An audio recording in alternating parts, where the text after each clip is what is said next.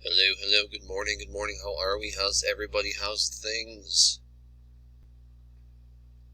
So, here we're going to finish up with the female reproductive system. We've got a number of kind of slides to get through. We'll be able to do it. Don't worry, in case you're concerned. But where we had picked up, or where we had kind of left off with last class, we had looked at the female reproductive system. We were looking at the ovarian cycle. We were looking at the uterine cycle.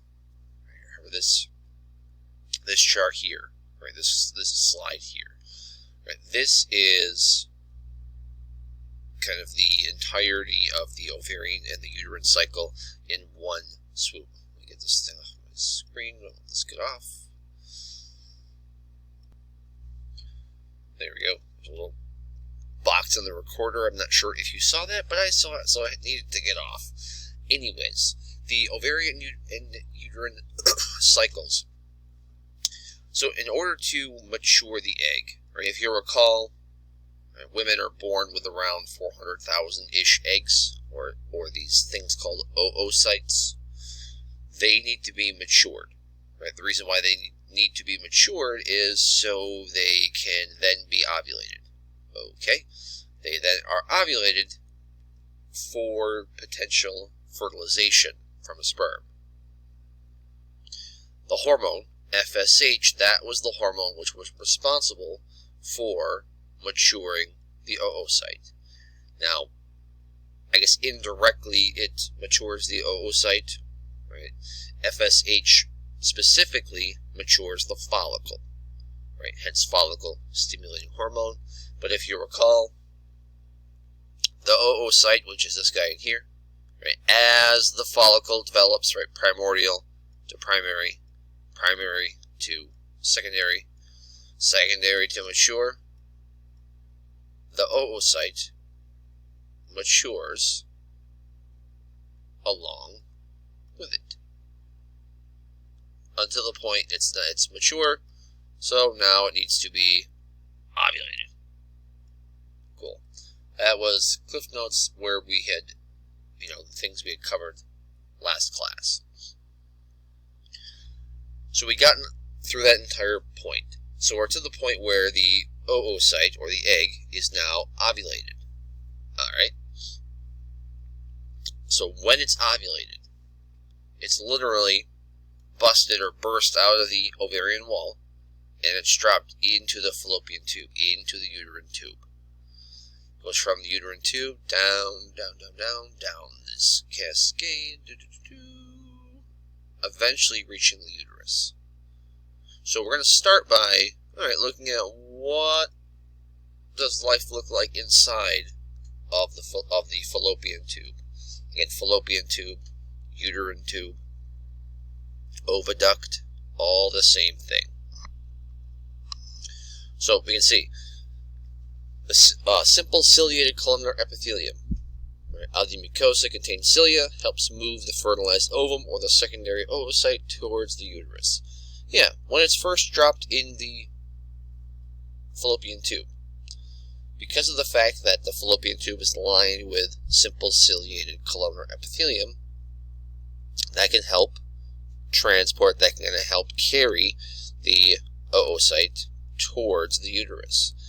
Now we see it says either fertilized ovum, that's if fertilization had occurred, or the secondary oocyte, that's if fertilization hasn't occurred. I mean, I guess for the very first little bit, for the first, right, because if fertilization is going to occur, it's going to occur somewhere right around here. So for the first, for the very first part of the trip, it would always be the secondary oocyte. At about this level, where fertilization occurs, that's where that fertilized ovum would potentially occur. Now, these cells, right, they, just like any other body cell, require nutrients, require nourishment. Right, there are these cells called PEG cells. PEG cells in the tube secrete a fluid providing nourishment for the ovum. Yeah, it's a body cell. It requires glucose, oxygen, right? It requires these different nutrients. It's the PEG cells which line the uterine tube that secrete this, almost you can call it, well, fallopian fluid, right, if you will. They provide this to the ovum so it actually has some sort of nutrients to survive. Alright, so we can see. You can see where fertilization would occur. And as I mentioned, it is in the very first part of the fallopian tube. And it has to. Right, we covered this last time briefly, but implantation occurs here, right? If it's going to occur, it's going to occur right here in the wall of the uterus. All right. A lot of transitioning, transformation has to occur in order for that fertilized ovum, right? In order for that to be implanted, it has to transform, right? As it transform to something what's called a blastocyst, right? At the level of a blastocyst, that's when it's ready to bite into the uterine wall and anchor itself, implant itself, and start to grow. But when we look at the first kind of stages, the first step of fertilization, again, that's this guy right here. There's a window, 12 to 24 hours. That's it. Right? Generally, it's closer to 12 hours, but it could be as high as 24 hours. So there's a very small window in which fertilization and implantation can occur. Now, not fertilization and implantation, that does not all occur within 12 hours or 24 hours. That's not my point. What I'm saying is that there's such a brief window, again, 12 to 24 hours, where if fertilization doesn't occur, right, if fertilization doesn't occur right here in this area, let's say it occurs here. Let's say it occurs here. But you can see all of the different stages, all of the different steps that the ovum's gone through. You can see all the different stages. Until then, it's ready to implant. Well, if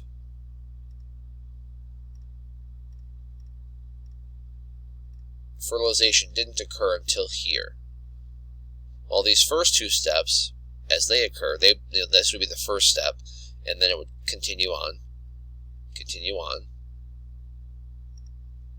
Right? If this were the first step, it would continue on,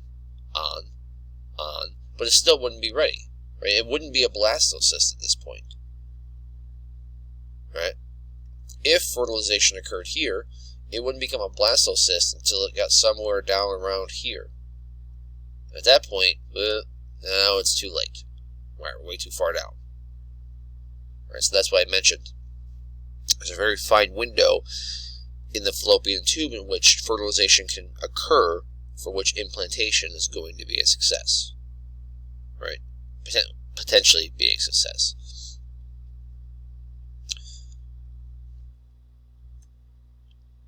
So that fertilization process, right, the actual step of how is it these sperm penetrate that secondary oocyte.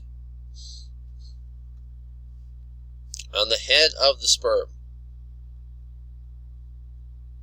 there is something called an acrosome. You can see it starts to penetrate into the zona pellucidum. As it penetrates deeper and deeper into the zona pellucida, now you can see the sperm itself, as it penetrates, continues onwards. Now the entire sperm, right? It doesn't have to swim into the oocyte. Just, if you look, just basically the head, right, is dumped into the oocyte. And that's all that's important. Right? The chromosomes, the DNA, that genetic code for the paternal portion of the child-to-be, that's all housed in the head. So it's only important that the head makes it into the egg, not the entirety of the sperm.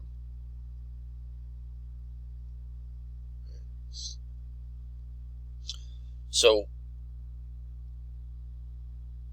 right, it's not like, you only ever have one sperm making its way into the oocyte. As far as the head of the sperm, it's not like you have multiple. That's not how twins, for instance, come to be, right? That's how nothing comes to be, right? Because think of it, that was supposed to be a head. Johnny, the rendering baby, is a combination of maternal plus paternal chromosomes. Let's imagine, let's imagine 2 sperm.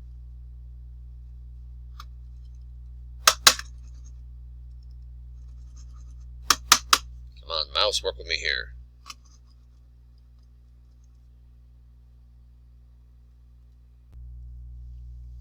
So Junior, right, he is the rendering, or she, whoever, is the rendering of maternal and paternal DNA. If 2 sperm were to make it into the oocyte, well, that would be maternal plus paternal plus paternal again. That's a problem.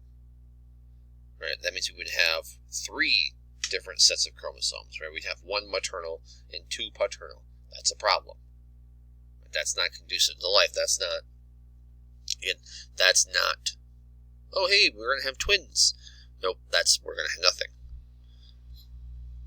So there's something to actually stop this, right? There is, we've all, seen movies, heard whatever, but there may potentially be tens of millions of sperm. I mean, as far as hundreds of millions making it to this point, highly unlikely. There are many sperm which make it to this point. But why is it that only 1 is allowed to let through? Right? Let's just keep the number simple. If 10 are penetrating the oocyte, how is it only 1 gets through? And the reason why that occurs is when the sperm gets through, we see these little spheres surrounding here. Those are little protein receptors which detect the presence of the sperm. Once the sperm is detected, there's essentially the name of the protein, I'll think of it in a second. Essentially, a protein is released which hardens this outer layer of the oocyte. Right? Turns it into, think of like concrete, how it's like impenetrable, right? It becomes inert, the acrosome no longer functions, the enzyme no longer works, so therefore any sperm that's trying to penetrate the oocyte wouldn't be allowed to get through.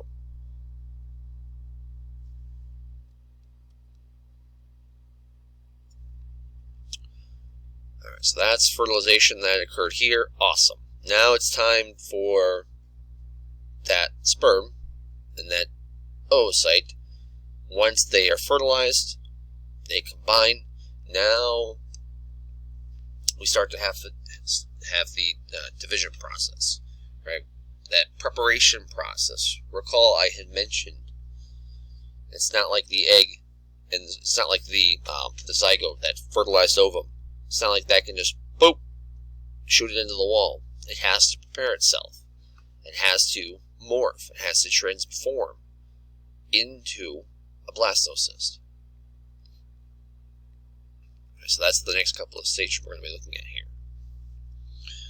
So, again, as it goes from the blastocyst, Now I'm ready for implantation. You can see what it kind of looks like. Right around day 5, blastocyst. Day 6, day 7, this is when that blastocyst, you can see it starts to kind of organize. Right, this is, right, you're like, oh, this doesn't look like anything. This is what you look like when you're literally 5 days old, 6 days old, 7 days old. Right, these are what literally are going to become you. Right, man, we're all so beautiful. Oh, man. But the yolk sac here. Right, the yolk sac, yeah, that's the very primitive, very early on. Right, that's what's going to become a large part of your intestines and your GI tract. Right, the trophoblast, the embryoblast. Different parts of this are going to germinate and turn into different portions of yourself. Right, we'll look more specifically at that in a minute. Before we do that, I want to look at the importance of what's going on here. Because if you will recall, when we talk about estrogen and progesterone, as the follicle develops, as the follicle develops, it produces more and more estrogen. Cool. Once ovulation occurs, the corpus luteum, which is now created, that's going to produce progesterone and estrogen, but predominantly progesterone. The purpose of that is to maintain this thickening of the endometrium. And the importance of that, if you remember, that has to be maintained throughout pregnancy. If progesterone drops, that's like, think of a garden. Think of you just put down a bunch of new soil. Think if it just rained super, super heavily, well, most of that rain is going to wash away the soil. Right, same idea here. If high levels of progesterone aren't maintained, and if they don't continue to elevate, nothing will maintain that endometrial wall, and it will shed. So we have to have some sort of way to keep that progesterone elevated, and we do.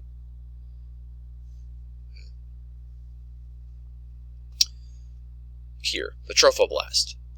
Right, we see outer cell mass, embryoblast, inner cell mass. Yeah, that's what we're looking at right here. Right here's the embryoblast. That is what is eventually. That is you. At day 7. This outer portion here. Surrounding all through here. Right.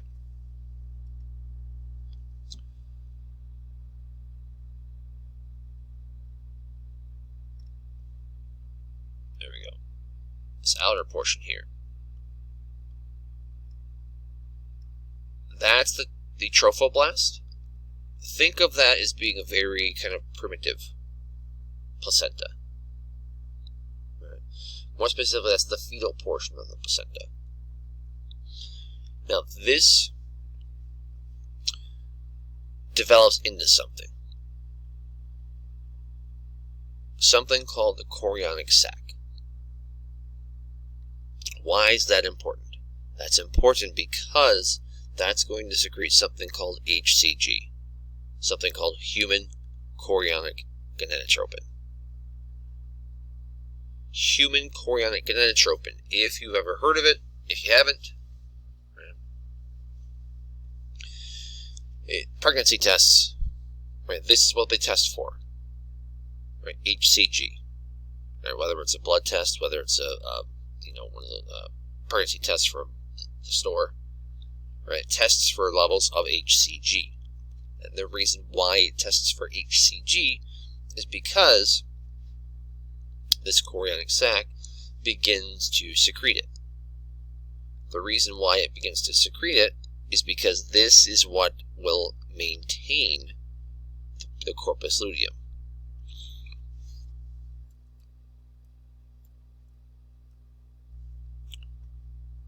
Remember the structure here? Corpus luteum, I mentioned. Well, yeah, its main priority is to produce progesterone. Progesterone has to stay elevated, because as it stays elevated, that endometrial wall is maintained. Cool. Well, the corpus luteum will peter out, right? It'll run out of fuel. If nothing is sustaining it, right? If nothing is continuing to cause it to produce progesterone, eventually it will just erode, it will degrade, it will turn into something called the corpus albicans, which is just a waste, which is just waste, right? It's what the corpus luteum degrades into, and the corpus albicans doesn't produce anything. So if we want the pregnancy to maintain or to continue, we need the corpus luteum to continue. Well, HCG is the hormone which causes the corpus luteum to continue to pump out progesterone. So if it continues to pump out progesterone, that means we're going to continue to maintain the thickness of that endometrial wall. Right, you can see in just a couple of days how much thicker, right, the endometrial wall's gotten. Here to here. Right, by day 9, it's from here to here. These things here, right, these uterine glands, we covered these before. These uterine glands, these are glands similar to the peg cells in the fallopian tube. Right, these uterine glands, they're going to produce different, right, nourishment, nutrients for the developing zygote until the blood vessels can be created. Right, and that's what you're going to see in the next picture. Right. Some of the structures of the blood vessels are going to occur incredibly quickly. They have to. Right, we can't live without a blood supply. Right, when I say we, you might say, well, yeah, we can't, but this thing, I don't know what that thing is. That is you. Right, that is what we look like. All of us. Right. But we can see, right, this blood supply. Blood vessels in through here. You can see how they begin to multiply. They begin to multiply. More and more and more blood vessels. Well, surrounding, right, we can see these little, I don't know, almost look like little fingers kind of reaching out. This is a chorionic villi. Right, this thing right here. Chorionic villi. All these little fingers. There's one here, here, here, all the way around. Okay. Those are what are going to become the blood vessels, which this is where you're going to have that, the actual kind of movement of blood, or the movement of nutrients from the maternal blood into the, fetal blood. Right, remember the bloods don't ever mix. Now, granted, as a small portion does, hence the reason why that can cause all sorts of problems, like in the hemolytic disease of the newborn, right, where there's an issue with the Rh factor, right, whether Rh positive or negative. But outside of that, really the blood never mixes. It's just where you have the movement of oxygen, the movement of glucose, the movement of carbon dioxide, for instance, right, across the blood vessel wall. Again, you talked about this in the cardiovascular system last semester. Right. So,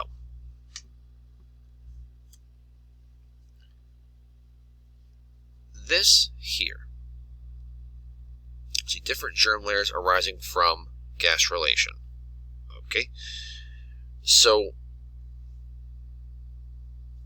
when we look at this layer.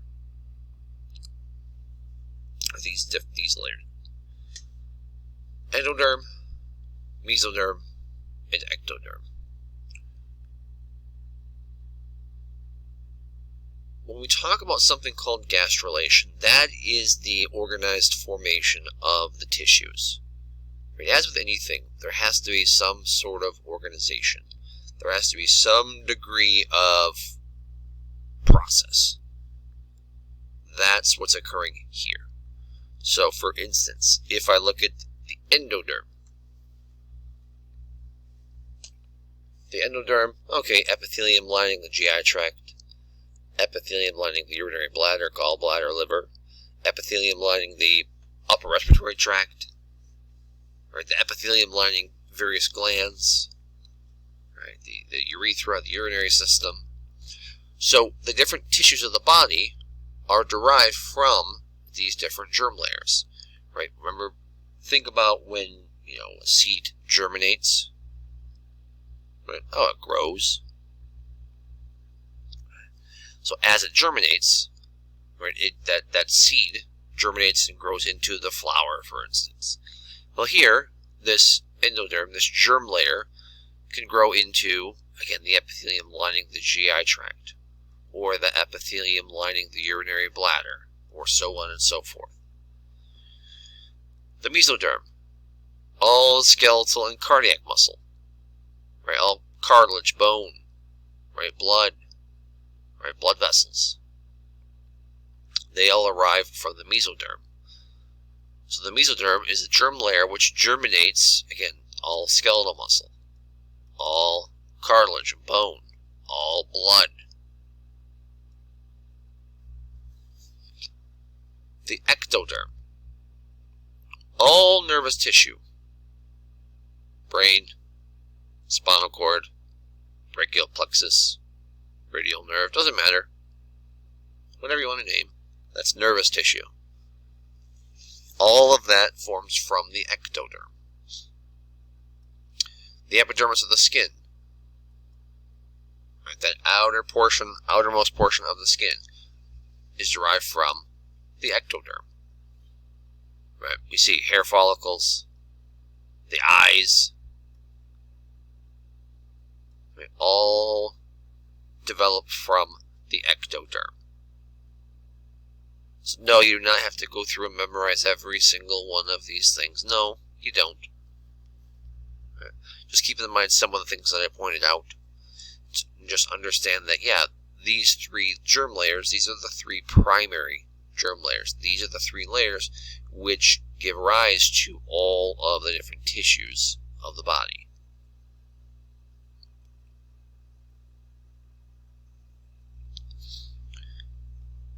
So, we can see, right, around day 17, right, so, really, in large part before some people have any idea that they are pregnant, right, because this is around day 17, so just over 2 weeks,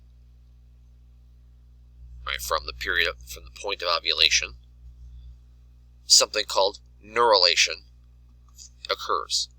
That's where the neural tube begins to form. The neural tube, that's what's going to give rise to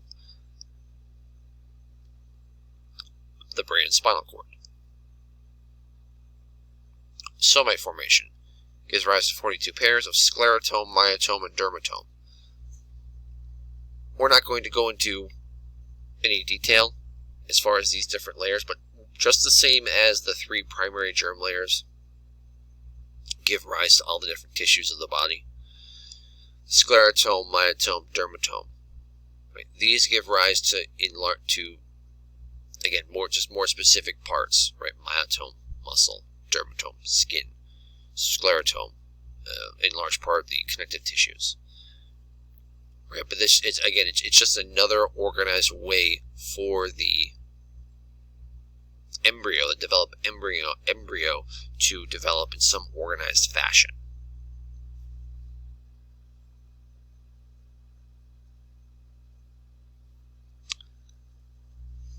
So we can see, continuing on and around, So this is right around 17, 18, 19, 20 days, 20 days. Right here at the bottom says 21 days after fertilization. Heart formation begins to occur. Right? Eventually, umbilical arteries and veins become the umbilical cord. Yeah, that's how important the blood supply is. Right? We have to make sure that that embryo has an appropriate blood supply, because without it, it's going to die. Right? And it can't grow anything larger. Wouldn't be able to grow into any sizable portion or any sizable creature, any sizable embryo. Because all these cells must, they require large amounts of nutrients. And so that's why one of the first things to develop is the heart and the blood vessels.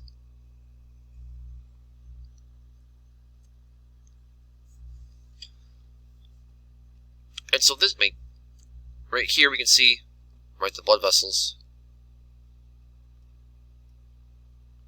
on through here, right, umbilical veins, umbilical arteries. Right. So as it develops a little bit more, so you can see where it starts to, or kind of what it starts to look like.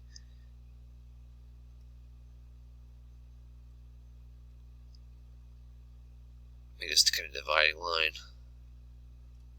Anything that way. That's mom. Right, that's the maternal portion of the placenta. And you can see what happens. Right? Mom's blood comes down and it dumps. I should get these lines out of here to make it a little bit easier to see. Mom's blood dumps into this pool. Right? Dumps into this pool. And then what happens? Well, the different nutrients. Oxygen. Glucose. Right? Whatever ion it is. Sodium, potassium. Whatever vitamin it is. Goes from this blood pool and crosses the wall and enters into the capillary. And these little tiny fetal vessels here, that's where those nutrients, oxygen, glucose, etc., enter into it, and then they're carried back to Junior, right, through the umbilical cord. Right. Now, we see here something called the decidua bacillus. Right, the decidua bacillus of the uterus. Initially, it was called the stratum functionalis. Remember, there was the two layers of the endometrium. There was the stratum basal. That was the kind of innermost, or the deepest layer. That's what multiplies and divides. That's what then gives rise to the stratum functionalis and allows the stratum functionalis to thicken. Well, it's once we've actually got implantation, once we have a developing embryo, we don't continue to have the stratum functionalis per se. Its name changes to something more specific, something called the decidua bacillus. Right, the decidua bacillus.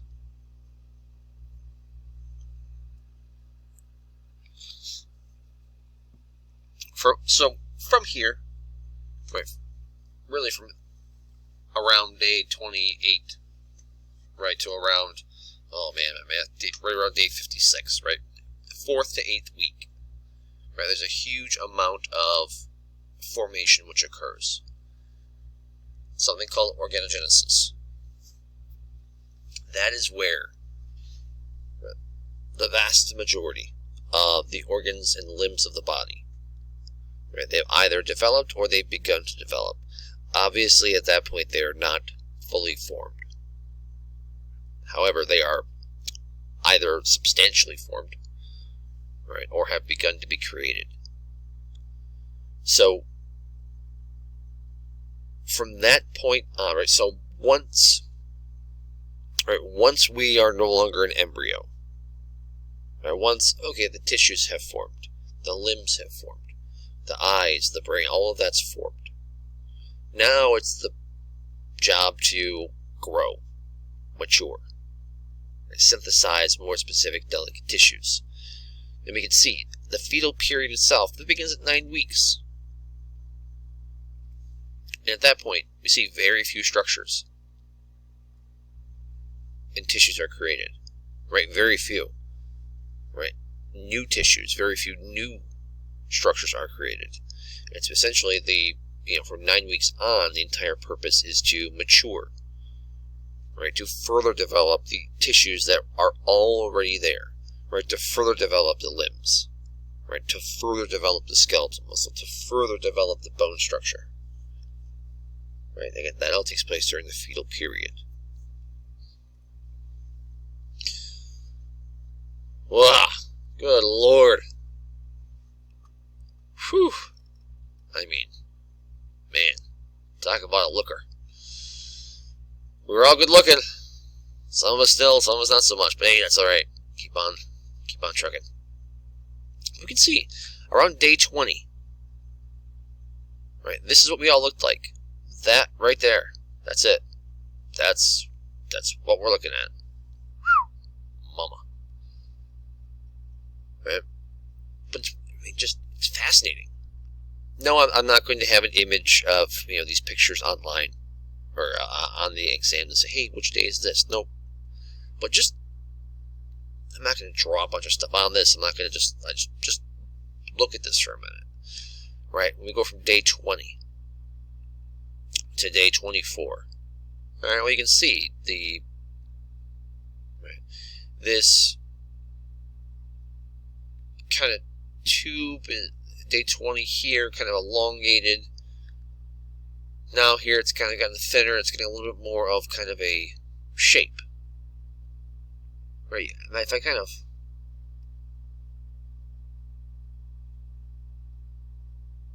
oh my God! Holy crap! It starts to look like the spinal cord. Now it doesn't stay curved. I shouldn't have drawn those curves like that. However, it does appear to be like that because those curves in the spinal column, they don't develop until after birth, well after birth for some of them. Right? My point is that's the area of the spinal cord. That's where it is. And at the top of the spinal cord is the brain. So at day 24, that stuff's already developed. Now, it's not fully developed. It needs to continue to mature. But day 32, right, day 32, we go from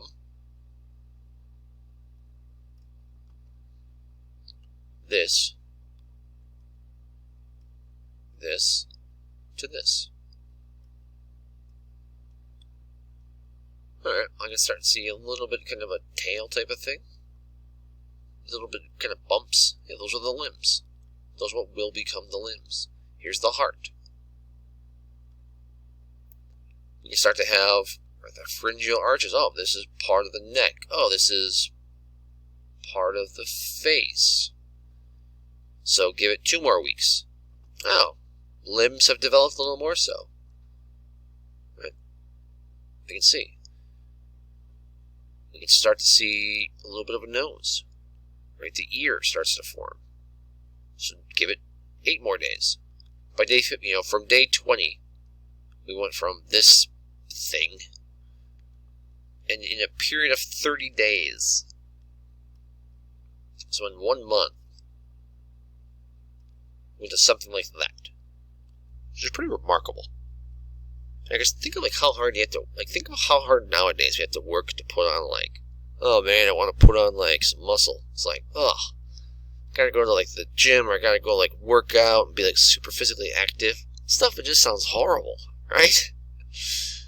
But no, just think about it.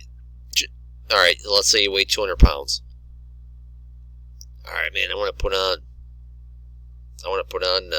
let's just keep it simple math. I want to put on 5 pounds of muscle. Alright, so that's only 2.5%. Right, of your weight you want to increase. And man, you got to just think of how hard you have to work to put on that much muscle. takes months and months and months of very intensive work. In an embryo, in a month, I mean, really, if we go back, to fertilization, so from, let's say, day 0, we went from 2 cells, and in less than 2 months. Actually, I never looked into how many cells a 52-day embryo has. I should look into that, see if we know. But we've gone from 2 cells, right, at day 0, right, fertilization, and in less than 2 months, right, we become that. It's really just remarkable. Think about it. It really is. And so, anyways, when we see, right, the fetal period, right, down here is 13 weeks, we can start to see, there's some, you can absolutely tell what this is going to be. Right, you can tell, right, here's the head, the upper limb extremity, lower extremity. Right, yes, the proportions of the head, the proportions of different parts of the of the body are different.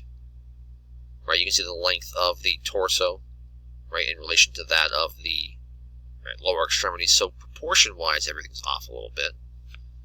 Right.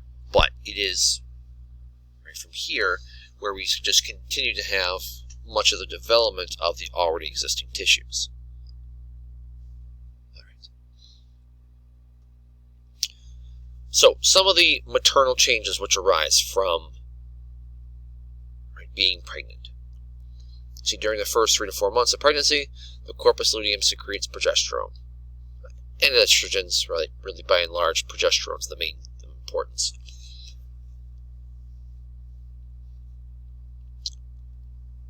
$10-15 minutes ago, I talked about the importance of why that is. It's the production of progesterone it's the production of HCG from the chorionic sac, which allows or which stimulates the maintaining of the corpus luteum, while the corpus luteum secretes progesterone. So if we maintain the corpus luteum, that means we're going to keep on pumping out progesterone. Cool. So for the first 3-ish months, first 12 weeks, the uterus, right, the maternal body relies upon the corpus luteum to produce sufficient levels of progesterone. Right, this is why, kind of that, 12 weeks, there's like just kind of like this sigh of relief, right? And that's part of the reason why is around week 12. That's when the uterus, and that's when the placenta. The placenta has grown enough that it is now able to produce sufficient levels of all of the hormones that it needs. So it no longer requires on kind of outside sources, if you will, right? If you want to think of it like that, right? It doesn't require, or it doesn't rely upon the corpus luteum to continue to pump out progesterone. At around week 12, that's when the placenta starts to pump out its own sufficient levels of these hormones. Because HCG, human chorionic gonadotropin, it is important. Because without it, progesterone levels drop. If progesterone levels drop, mom is going to menstruate, and anything that was attached to that wall, which is going to be menstruated. That's why progesterone issues or imbalances sufficient levels of progesterone makes it next to impossible to become and maintain a pregnancy.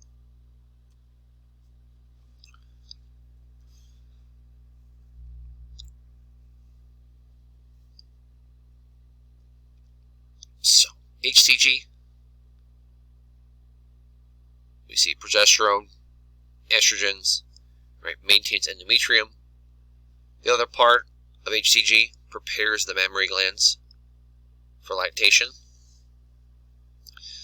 Another hormone, human chorionic somatotropin, it's just an obnoxious name. It too continues to help the production or help prepare the mammary glands for lactation. We see enhances growth by increasing protein synthesis, and then decreases glucose use and increases fatty acid use for ATP production. Yeah. There is so much more energy housed in adipose tissue. So much, it's considerable. Well, remember how I mentioned, right, how much we have to, when you want to put on, for instance, if we just think about muscle, if you want to put on muscle mass, you have to eat an enormous amount of food. Interestingly, this was, I don't know, a number of months ago, probably years ago at this point. I read a piece on just retiring athletes from different activities or different sports, and the one that always kind of made one resounding similarity. Those people who needed to put on muscle mass, right? So we think about like football players, for instance. In retirement, one of the most exciting things that they had mentioned was that they didn't have to eat as much as they had been. Which you're like, oh, that sounds horrible. It's like, oh man, you can't eat, don't eat as much. That's how much food, right, people need to consume when you need to put on that kind of muscle mass, when you need to have that much tissue growth. Right? People who are trying to put on large amounts of muscle mass need to eat large amounts of food. Right? I'm not saying, hey, go down to, Turkey Hill and grab grab a half gallon of ice cream, which is a bunch of BS because they're not half gallons anymore. Damn it, they should be. No, they're now 1.5 quarts, so, who's that holding over these days? Come on. But that much tissue growth requires a huge amount of nutrients. It requires a huge amount of ATP. Well, mom's growing junior, right, within the uterus, where all of that massive tissue synthesis is taking place. So therefore, that requires a huge amount of energy. That requires a huge amount of ATP. So you can see, decreases glucose use and increases fatty acid use for ATP production. Now, corticotropin releasing hormone, we see this establishes the timing of the birth, right? This increases the secretion of cortisol. This becomes more important towards the end. Like, well, how do we know? Like, okay, so oxytocin, that's the hormone which ejects junior, right? Oxytocin is released from the posterior pituitary, goes down and stimulates the myometrium or the uterine muscle to contract. But what caused it to be released to begin with? Like, what caused oxytocin to be released? That is corticotropin releasing hormone. This helps establish the timing of the birth. Now, it doesn't directly cause the release of oxytocin, right? That is right, that's released under neural control, right, from the neurons. However, right, this is what basically signals to the brain, hey, it's time to get junior out. Something else interesting, we see increases secretion of cortisol. Yeah. Junior's lungs, right, our lungs, they don't fully mature until, the first decade of life. 7, 8, 9 plus years of age. So, that maturation, right, the amount of maturation of the lungs which is going to occurs in large part towards the very end of the fetal period. Right? Because there's no point to race to mature the lungs when there's still a fetus. Right? The fetus isn't using the lungs. Now, you might say, well, wait a second, they practice breathing and that sort of thing. Absolutely. But is that fetus breathing in oxygen? Nope. Is it breathing out carbon dioxide? Nope. Right, that's why in the cardiovascular system, if you guys will think back, 6 months ago, that's why you have some of those different structures, like the foramen ovale, which was the hole which goes from the right atrium to the left atrium. Or there was the ductus arteriosus, excuse me. That was a vessel which went from the aorta, or from the pulmonary trunk up to the aorta. And why? That's because these vessels, or these structures, existed to bypass the lungs, the fetal lungs. Because oxygen, carbon dioxide, didn't need to go to the lungs. There was no point. Because if it went to the lungs, where would it go? It wouldn't go anywhere. Right. So we can see human chorionic somatomatotropin. Right. You may also see it called human placental lactogen. I actually forgot it was called that. I never called it that. But yeah, human chorionic somatomatotropin. We see it helps prepare the mammary glands for lactation. It helps maternal growth and regulates metabolism in the mother and the fetus. Yet we just talked about the reasons as to why that is. One hormone we see, relaxin, secreted by the corpus luteum and the placenta, increases flexibility of the pelvic joints, ligaments, helps dilate cervix during labor. Well, yeah. As Junior begins to grow, as Junior grows, well, there has to be room made for Junior as they grow larger and larger. One of the hormones responsible for this is relaxin.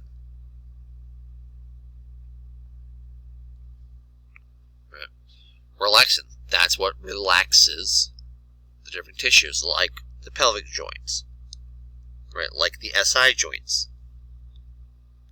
Right? It relaxes those joints, so therefore that can accommodate the enlarging or the enlargening of the uterus.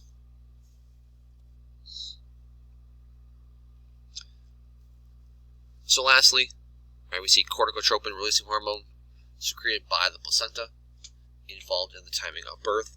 And that's what I mentioned, right? That's what actually kind of triggers that release of oxytocin. But one thing here, increased secretion of cortisol, or maturation of the fetal lungs.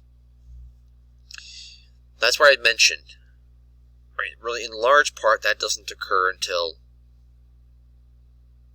right, the very end of the fetal period. And the largest reason why, the production of surfactant, we're going back in 6 or 7 months, right, respiratory system.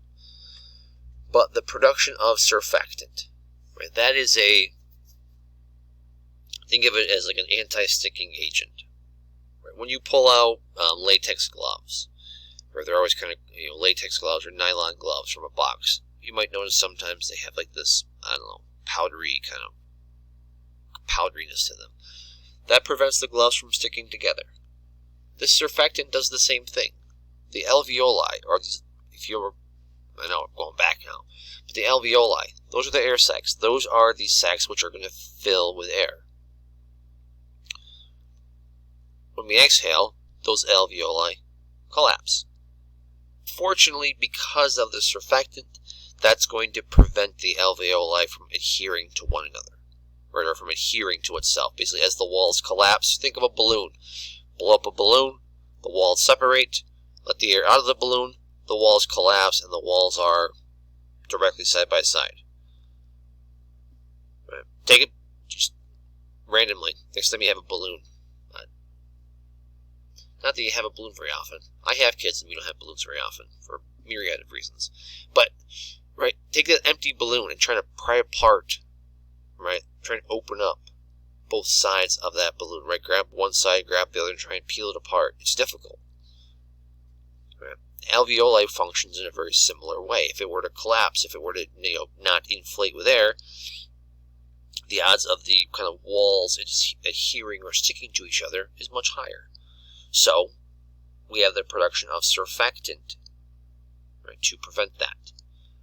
This is what corticotropin-releasing hormone stimulates, because corticotropin-releasing hormone ultimately leads to the production of cortisol.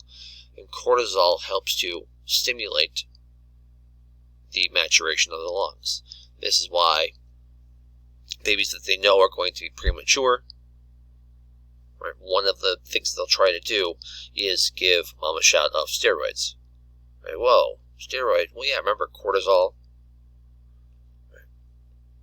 Cortisol, cortisone, right, all of those different types of steroid hormones. Well, yeah, we can give mom an exogenous shot of this stuff to help stimulate the maturation of the lungs.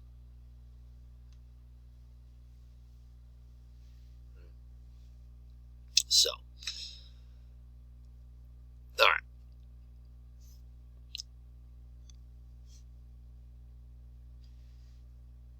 Furthering the kind of the release, or when we look at the hormones, right, which are involved with kind of milk production and milk ejection,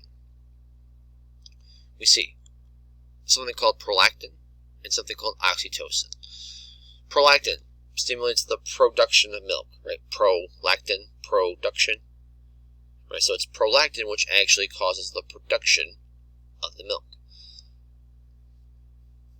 Breastfeeding in and of itself causes prolactin levels to elevate. Elevated prolactin levels increase LH as well as FSH, right? It prevents the elevation of those hormones. So if prolactin prevents the elevation of luteinizing hormone and FSH, well, remember the chart here, as FSH elevated, that caused the follicles to mature.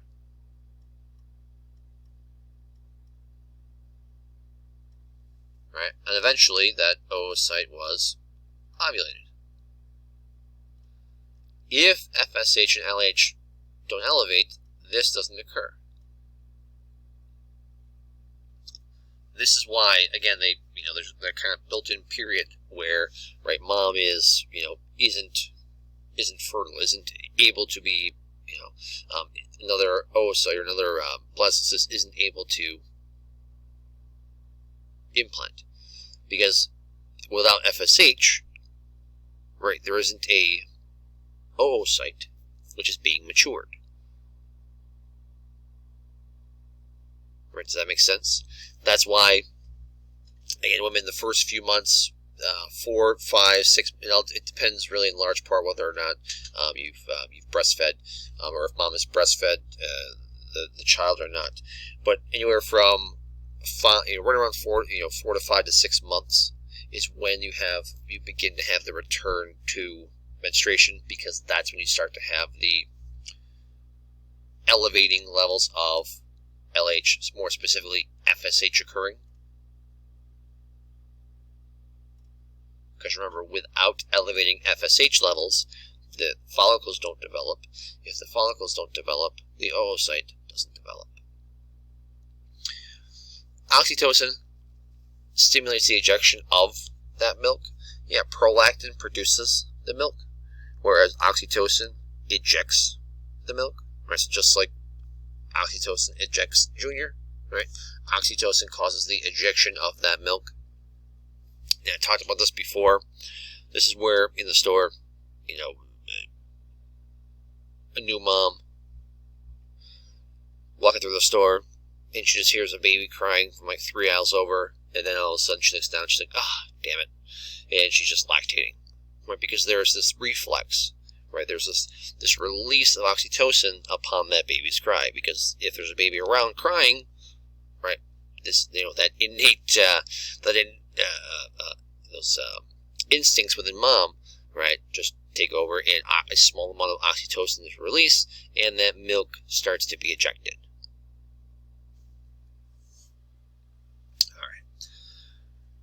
So that's all of the right, content that I kind of have for you, right, from kind of the maturation of the oocyte to the travel or the trip that oocyte takes from the through the uterine tube, eventually into the uterus, and all the different hormones that are associated with that. All right, so I'll be posting the exam actually later on today, and you guys will have until until the weekend to take it. All right, so if you have any questions, right, please reach out. Let me know.